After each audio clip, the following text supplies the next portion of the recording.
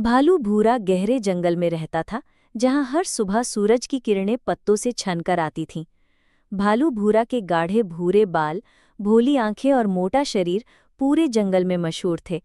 भालू भूरा बहुत शरारती नहीं था, लेकिन जंगल के सबसे लालची खाने वालों में एक था। भालू भूरा को सबसे ज्यादा पसंद थे मीठे आम, जो हर गर्मी जंगल के पुराने आम के पेड़ पर लगते। हर साल गर्मियों में भालू भूरा उसी आम के पेड़ के नीचे आता और पूरी जंगल हवा में आम की खुशबू भर जाती। भालू भूरा को लगता जैसे वो पेड़ भी उसका दोस्त है और पूरा जंगल उसकी मस्ती में मुस्कराता है। पेड़ से गिरते मीठे आम देखकर भालू भूरा उछल पड़ता और पूरा जंगल उसकी खुशी से गूंज उठता। लेकिन इस साल भालू भूरा ने देखा कि जंगल की शांति अब पहले जैसी नहीं रही। भालू भूरा ने दूर से देखा, जंगल के बीचों बीच पेड़ काटे जा रहे थे और रास्ते बन रहे थे। भालू भूरा दौड़ता हुआ आम के पेड़ के पास पहुंचा, लेकिन वहां आधा झुका हुआ दर्द भरा जंगल खड़ा था।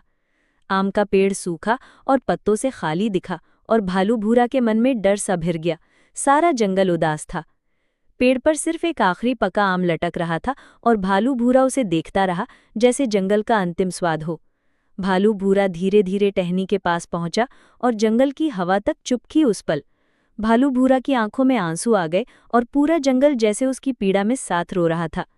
भालू भूरा ने उस आखिरी आम को बहुत प्यार से तोड़ा और जंगल की मिट्टी पर बैठ गया।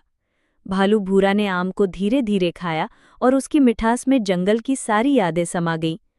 खाने के बाद भालू भूरा ने बीज को हाथ में लिया और जंगल की नमी वाली जमीन में दबा दिया। हर सुबह भालू भूरा वहां आता, बीज को देखता और जंगल की उम्मीद फिर से उगती महसूस करता। बरसात आई और एक दिन भालू भूरा ने देखा कि बीज से छोटा पौधा निकल आया। पूरा जंगल जैसे फिर से सांस ले रहा था। भालू भूरा मुस्कराया, उसके चेहरे पर चमक थी और जंगल में भी हरियाली की एक नई लहर आ गई थी। मगर एक पल को भालू भूरा रुक गया, सोच